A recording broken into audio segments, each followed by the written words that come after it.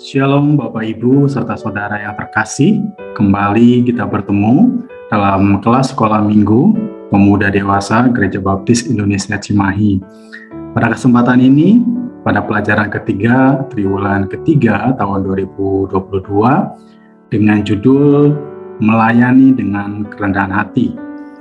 Kita akan belajar bersama dalam kesempatan ini firman Tuhan yang akan kita pelajari berkenaan dengan melayani dengan kerendahan hati diambil dari Yohanes pasal 13 ayat 1 sampai 20. Kesempatan indah ini, mari Bapak Ibu Saudara, kita akan bersama-sama belajar bagaimana menanggapi dalam kita melayani dengan kerendahan hati. Terlebih dahulu, kita akan berdoa meminta pimpinan Roh Kudus untuk kita bisa bersama-sama belajar dalam pelajaran yang ketiga di triwulan ketiga tahun 2022. Mari kita berdoa. Bapa di sorga, kami bersyukur kesempatan hari ini boleh bersama-sama kembali belajar bagaimana kami melayani dengan kerendahan hati sesuai dengan apa yang telah Kau ajarkan buat setiap kami. Dan kami pun percaya setiap apa yang boleh kami lihat, kami dengar, boleh kami lakukan dalam setiap kehidupan kami sebagai wujud nyata murid-murid Kristus yang benar-benar bisa memberikan diri kami dan bisa melayani dengan penuh kerendahan hati. Pimpinlah kami ya Tuhan dengan kuasa Roh Kudus-Mu yang senantiasa menyertai dari pelajaran ini dari awal, pertengahan, hingga akhirnya. Kami berdoa hanya di dalam nama Tuhan Yesus Kristus. Doa ini kami naikkan. Haleluya. Amin. Berkenaan dengan kerendahan hati, Bapak Ibu Saudara, umum dikatakan bahwa lawan dari kerendahan hati adalah kesombongan. Kalau kesombongan bisa kita katakan sebagai nafsu untuk menonjol dengan tujuan mencari pujian dan kemuliaan diri sendiri dengan merendahkan orang lain. Maka dapat kita katakan bahwa kerendahan hati adalah sikap batin yang tidak memusatkan segalanya pada diri sendiri, tetapi pada Tuhan. Orang yang rendah hati berani melihat keterbatasannya, namun juga mengakui karunia-karunia yang diterima dari Allah. Bagaimana kita memahaminya? Dan tentunya Bapak Ibu Saudara tahu bahwa orang yang rendah hati adalah orang yang tahu bersyukur dalam keadaan apapun. Ketika seseorang rendah hati, ia akan menghargai setiap hal apapun. Orang yang rendah hati justru cenderung tidak selalu menganggap dirinya lebih baik dari orang lain. Rendah hati merupakan karakter positif yang melekat pada diri seseorang dengan memiliki ciri-ciri orang yang rendah hati dari sikapnya yang sederhana, sopan, tidak sombong, tidak meninggikan dirinya sendiri di hadapan orang lain, dan berlaku baik kepada siapapun tanpa pandang bulu. Dalam pelajaran kita hari ini, Bapak Ibu Saudara, kita akan belajar tentang sifat Tuhan Yesus yang rendah hati dan rela melayani para murid-Nya. Betapa sangat terpuji, Bapak Ibu Saudara, tindakan yang dilakukan Tuhan Yesus bagi murid-murid-Nya dan menjadi teladan bagi kita semua. Kristus membasuh kaki murid-murid-Nya yang merupakan tindakan kerendahan hati. Kerendahan hati, tadi kita sudah lihat bagaimana seorang yang memiliki kerendahan hati dan tentunya memiliki sifat-sifat atau karunia-karunia yang berasal dari Allah. Kita akan melihat dan memahami bagaimana melayani dengan kerendahan hati. Apakah yang mendasari atau bagaimana melayani dengan kerendahan hati? Poin pertama, melayani dengan kerendahan hati, Bapak Ibu Saudara, harus didasarkan oleh atau berdasarkan kasih. Dalam ayat 1 sampai 3 dalam Yohanes pasal 13 ini, Bapak Ibu Saudara, kita akan melihat bagaimana poin yang pertama, bagaimana melayani dengan kerendahan hati adalah harus berdasarkan kasih. Sementara itu, sebelum Hari Raya Paskah mulai, Yesus tahu bahwa saatnya sudah tiba untuk beralih dari dunia ini kepada Bapa. Sama seperti Ia senantiasa mengasihi murid-murid-Nya, demikianlah sekarang Ia mengasihi mereka sampai kepada kesudahannya. Mereka sedang makan bersama dan iblis telah membisikkan rencana dalam hati Yudas Iskariot anak Simon untuk mengkhianati dia. Yesus tahu bahwa Bapanya telah menyerahkan segala sesuatu kepadanya dan bahwa ia datang dari Allah dan kembali kepada Allah.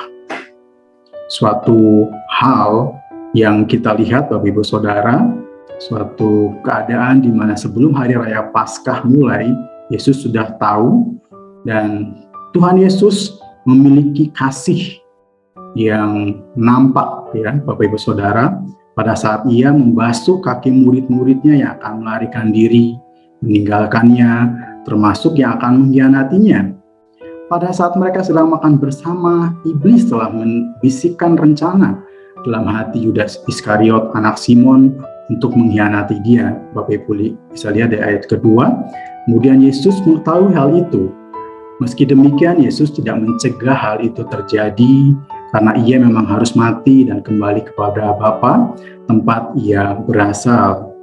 Karena dalam ayat 3 dikatakan wujud kasih, ya, bahwa Tuhan memiliki kasih yang sungguh luar biasa, meskipun dia tahu bahwa Bapanya telah menyerahkan segala sesuatu kepadanya dan bahwa ia datang dari Allah dan kembali kepada Allah. Wujud kasih yang paling besar dan sampai kesudahannya, yaitu Yesus menyerahkan dirinya, mati di kayu salib menggantikan tempat orang berdosa. Dalam Yohanes 15 ayat 13 dikatakan tidak ada kasih yang lebih besar daripada seseorang yang rela memberikan nyawa bagi orang yang dikasihinya.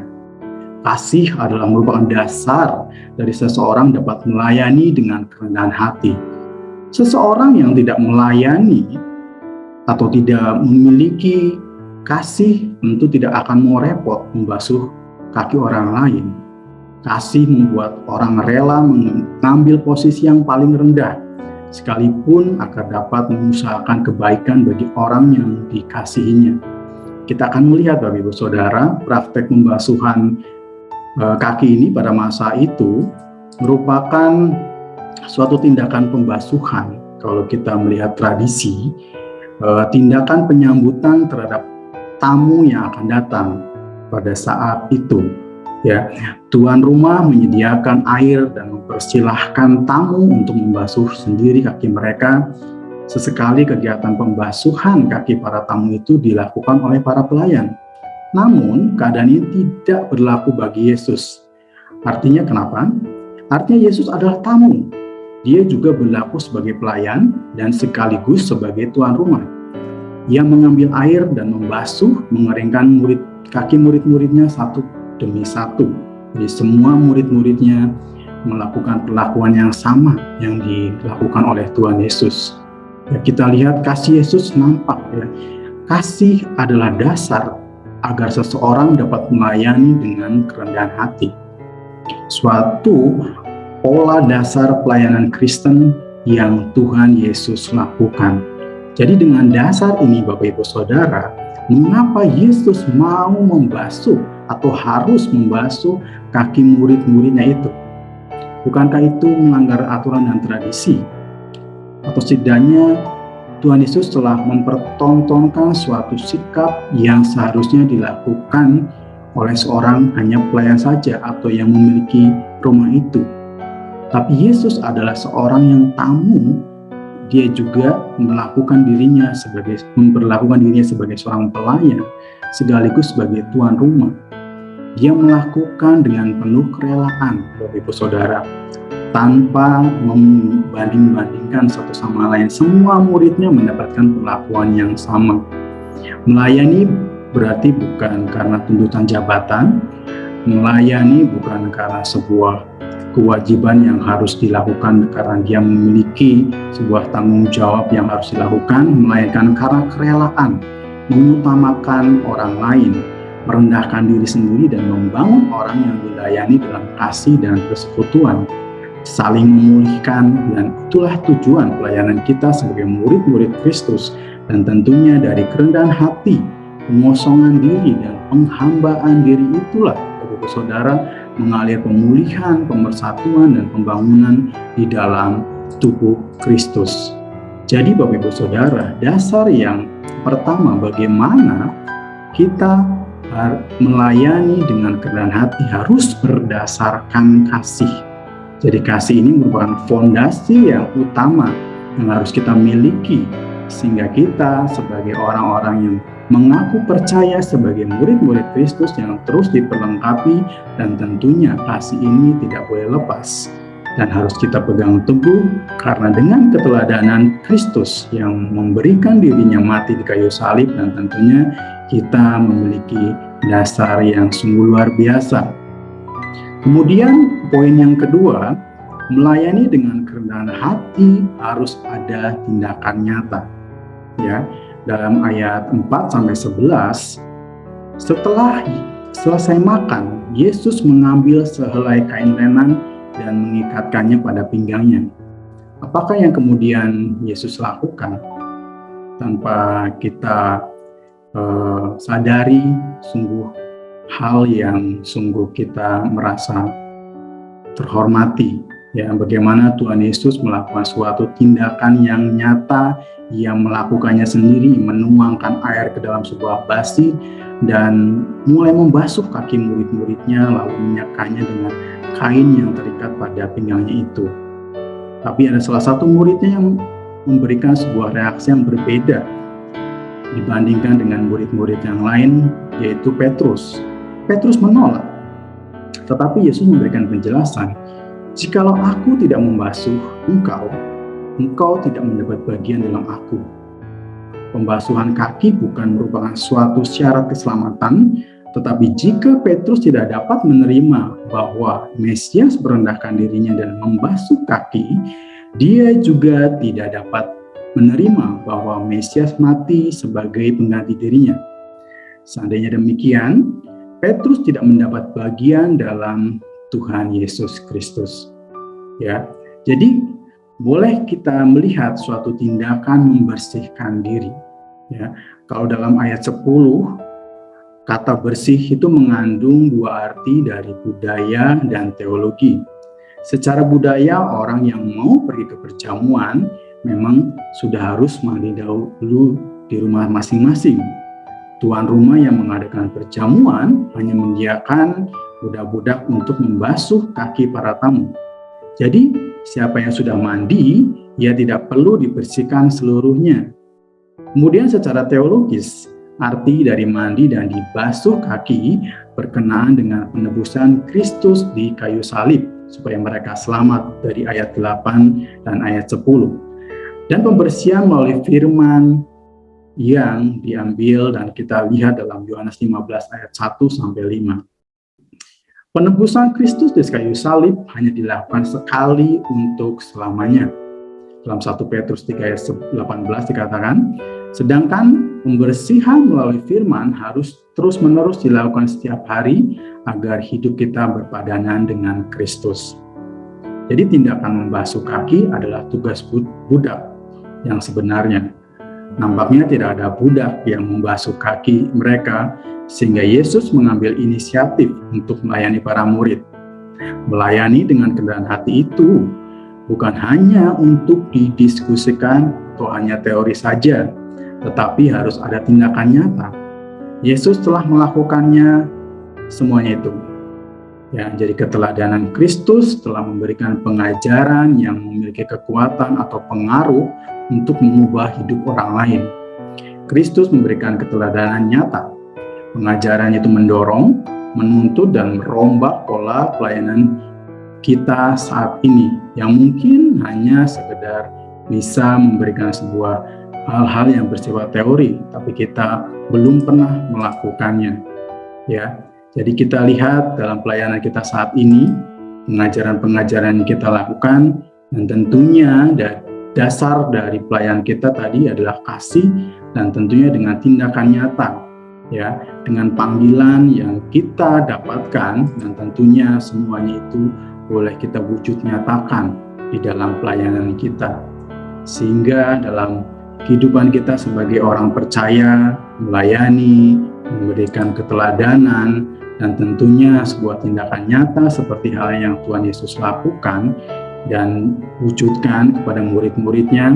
Biarlah kita melihat sebagai melayani dengan kerendahan hati harus ada tindakan nyata. Dan wujud nyata itu tentunya merupakan sebuah hal yang tentunya memberikan diri kita mengerti arti dari pelayanan dengan tindakan yang benar-benar harus kita wujud nyatakan tentunya bagi orang lain. Nah, kemudian yang ketiga, dari bagaimana kita melayani dengan kerendahan hati dapat dilihat dalam Yohanes 13 ayat 12 sampai 20. Poin ke ayat ke-14, Yesus membasuh kaki para murid mereka supaya mereka juga wajib membasuh atau saling membasuh kaki, wajib saling membasuh kaki mereka sesama murid mereka. Ya. Kemudian yang ayat 15, Yesus memberikan teladan yang ditiru para muridnya. Kemudian ayat 16, Yesus sebagai Tuhan meminta para hambanya melakukan yang Ia lakukan. Jadi Bapak Ibu Saudara, Tuhan Yesus memberikan sebuah penjelasan arti pembasuhan kepada murid-muridnya. Yesus memberikan informasi bahwa Ia adalah Guru dan Tuhan dan menjelaskan konsekuensi dari pengakuan atau dari pembuktian yang Tuhan Yesus lakukan. Dan ini merupakan kewajiban yang harus dilakukan juga oleh murid-murid Tuhan Yesus. Ya, Yesus membasuh para murid, maka mereka juga wajib memberi atau saling membasuh kaki di antara mereka, para murid-muridnya. Yesus memberikan teladan juga untuk ditiru oleh murid-muridnya. Yesus sebagai Tuhan meminta para hambanya untuk melakukan yang Ia lakukan. Apakah perintah itu sulit untuk dikerjakan? Jika kita melihat atau memandang status sosial orang kita temui, mungkin kita tidak akan pernah melayani orang yang lebih rendah dari kita. Mungkin rasa gengsi atau mungkin dari status kita, ya. Tapi kalau kita melihat atau memandang Yesus, maka kita seharusnya meneladani kerendahan hatinya dalam melayani. Merendahkan diri dan melayani tentunya melihat bagaimana keadaan yang pada waktu penangkapan, ya kita melihat kisahnya penangkapan dan penyaliban Yesus pada waktu konteks waktu itu adalah sedang dan akan semakin dekat. Dan itu merupakan saat-saat terakhir bagi Yesus bersama murid-muridnya. Pada saat itulah Yesus mengajar tentang kasih dan memberi diri untuk melayani. Ya, jadi sebuah kewajiban atau suatu tindakan dari wujud nyata. Ya, kita sebagai muridnya juga boleh dan harus melihat bagaimana Tuhan Yesus meneladani, dan kita pun sebagai murid-muridnya harus bisa melakukannya. Sehingga melalui tindakannya Yesus mengajarkan bahwa Ia telah mengambil peranan yang sangat rendah untuk melayani murid-muridnya. Karena itu murid-muridnya pun harus melayani atau mau melayani dan menempatkan kepentingan orang lain di atas prestis mereka sendiri. Ya, bagaimana kita melihat dalam Filipi 2 ayat 1 sampai 11. Itu sebuah nasihat supaya bersatu dan merendahkan diri seperti Kristus. Jadi melalui tindakannya Yesus mengajarkan supaya kita mengambil peranan yang sama juga seperti apa yang sudah Tuhan Yesus lakukan. Ya, dalam kehidupan kita mungkin dunia bertanya, berapa banyak pelayanmu? Berapa orang yang melayanimu? Tetapi di dalam Kristus atau sebagai murid-murid Kristus, seharusnya berapa yang harus aku layani? Berapa yang sudah aku layani? Sebab itu, sebagai murid-murid Kristus seharusnya tidak berpikir bahwa melayani merupakan tindakan yang bernilai rendah, karena guru mereka pun telah merendahkan diri untuk melayani mereka. Jadi sebuah kisah, sebuah hal yang harus kita teladani Bapak Ibu Saudara sebagai pengakuan kita sebagai murid Kristus, sehingga dalam tawaran dunia ini yang melihat bagaimana dunia bahkan murid-muridnya pada saat ini yang mengaku percaya banyak dipenuhi dengan kompetisi, dalam artian mereka saling mengkritik dan ingin memperlihatkan siapa yang terbaik dan terbesar dalam pelayanannya mungkin. Atau pengetahuan mereka semakin bertambah, tapi dengan kritikan-kritikan yang saling menjatuhkan satu sama lain, sesama pelayan atau sesama para hamba Tuhan sebagai orang Kristen, kritikan-kritikan yang bukan membangun. Mereka mungkin memiliki pengetahuan yang sangat baik, tetapi kasih mereka tidak ada. Kasih mereka berkurang. Kasih mereka hanya didasari pengertian yang ingin memperlihatkan diri mereka yang paling baik. Tapi di sini dalam kesempatan ini kita belajar, ya. Jikalau kamu tahu semuanya ini, ayat 17 dikatakannya, maka berbahagialah kamu jika kamu melakukannya. Sekali lagi saya katakan seperti dalam ayat 17, namun Yesus berkata, jikalau kamu tahu semua ini, maka berbahagialah kamu jika kamu melakukannya. Karena apa? Berkat melayani tidak diberikan kepada sembarang orang. Orang-orang pilihan seperti kita, tetapi diberikan kepada mereka yang tahu dan melakukannya. Mari Bapak Ibu Saudara, jika kita tahu dan mau melakukannya, sungguh alangkah baiknya, dan tentunya itu merupakan wujud nyata sebagai kita murid-murid Kristus. Ketika kita melaksanakan perintah Tuhan, ketika kita memberikan diri kita untuk melayani orang-orang yang memerlukan pelayanan kita, maka kita akan berbahagia dan diberkati Tuhan. Kita bisa melihat, Bapak Ibu Saudara, salah satu contoh tokoh Alkitab yang memiliki sifat yang rendah hati, yaitu Daud. Kerendahan hati Daud terlihat dari sikapnya yang tidak mau membalas Saul. Sekalipun ada kesempatan untuk itu, atau ada kesempatan dia bisa membalaskan dendam apa yang dia dapatkan selama dia menjabat sebagai seorang raja, tetapi jabatan yang dia dapatkan belum dia miliki sepenuhnya. Tapi dengan kerendahan hati, Daud tetap menghormati Saul sebagai orang yang diurapi Tuhan, sekalipun Saul sudah Tuhan tolak. Kita yakin percaya, Bapak Ibu Saudara, dengan ketiga hal ini, ya, dengan bagaimana melayani dengan kerendahan hati. Yang pertama tadi katakan bahwa harus didasarkan dengan kasih Kristus yang sudah Tuhan berikan buat kita, dan tentunya itu harus kita wujud nyatakan. Yang kemudian yang kedua, harus ada tindakan nyata, bukan sekedar teori, bukan sekedar hanya kita berbicara, tapi kita juga bisa memberikan keteladanan seperti apa yang Tuhan Yesus Kristus lakukan, memberikan keteladanan, sehingga ini merupakan kewajiban kita jika kita mengaku sebagai murid Kristus. Dan akhirnya Bapak Ibu Saudara, dikatakan dalam Efesus 4 ayat 2, hendaklah kamu selalu rendah hati, lemah lembut dan sabar. Tunjukkanlah kasihmu dalam hal saling membantu, atau sebuah tindakan yang tentunya harus kita wujud nyatakan. Ya, harus kita wujud nyatakan, bukan hanya sekedar teori saja yang bisa kita lakukan. Sehingga melayani dengan kerendahan hati harus berdasarkan kasih. Melayani dengan kerendahan hati harus ada tindakan nyata. Melayani dengan kerendahan hati adalah kewajiban murid Yesus. Sehingga apa yang Tuhan Yesus ajarkan mengenai kasih bukan hanya melalui kata-kata saja, melalui tindakan, atau melainkan dengan tindakan yang nyata. Melalui tindakan ini, Yesus telah memberikan teladan dengan mengambil posisi yang sangat rendah, ya, posisi yang seharusnya tidak dilakukan, tapi dia tetap melayani murid-muridnya.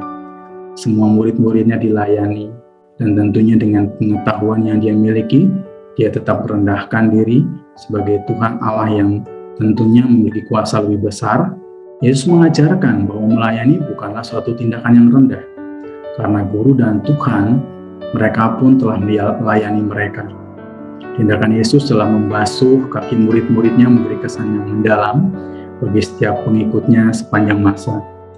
Perbuatan Yesus adalah sesuatu yang membuktikan kerendahan hatinya yang agung. Sebagai murid Yesus, kita seharusnya mau melayani orang lain dengan kerendahan hati. Bagaimana Bapak Ibu Saudara? Dengan ketiga hal ini tentunya kita semakin yakin bahwa kita mampu mengaplikasikannya dalam setiap kehidupan kita sebagai orang-orang percaya, sehingga kita pun bisa memberi ketanggapan hal yang baik dengan melayani dengan kerendahan hati ini. Ya, sebab aku telah memberikan suatu teladan kepada kamu, supaya kamu juga berbuat sama seperti yang telah kuperbuat kepadamu. Tentunya kita sebagai orang percaya mengimani hal ini, Bapak Ibu Saudara, sehingga hari demi hari pertumbuhan kerohanian kita tentunya semakin untuk kemuliaan nama Tuhan, dan orang lain pun banyak yang mendengar, banyak yang bisa melihat diri kita, dan tentunya bukan menjadi sebuah kesombongan, menjadi keangkuhan diri kita. Semakin hari kita dipelengkapi, semakin hari tentunya kita memiliki kerendahan hati di dalam Kristus yang akan tetap terus memberikan sebuah hal yang memberkati dalam kehidupan kita. Sehingga kita sebagai murid-murid Kristus memiliki kasih, melakukan tindakan yang nyata, dan tentunya itu merupakan kewajiban sebagai murid Kristus. Amin. Mari kita berdoa. Bapa, kami bersyukur untuk hari ini, karena kesempatan indah ini kami diberikan kesempatan hak istimewa untuk boleh melihat bagaimana pelayanan yang sudah Kau berikan buat setiap kami, dan tentunya melalui para murid-murid yang mendapatkan hak istimewa yang sama. Kami pun sebagai orang-orang percaya juga tentunya memiliki hak istimewa yang sama.